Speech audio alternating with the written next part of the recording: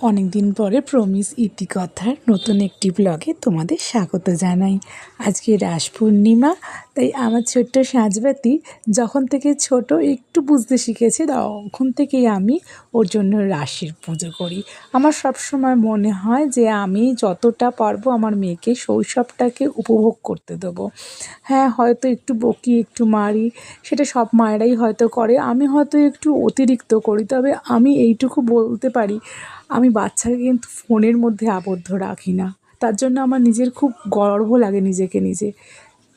ওকে কিন্তু জীবনের সমস্ত আমরা যেভাবে বড় হয়েছি সেই সমস্ত আনন্দগুলো দেওয়ার চেষ্টা করি।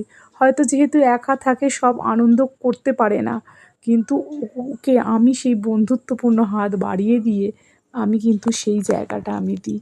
এবং সেই কারণেই হয়তো আমার আজকের এত খাটুনি যখন পূর্ণপ্রাপ্তি হয় না, মনে হয় আমার কোনো কষ্টই হচ্ছে না, শুধু ওর কথা ভেবেই কিন্তু আমি এই সব কিছু করি।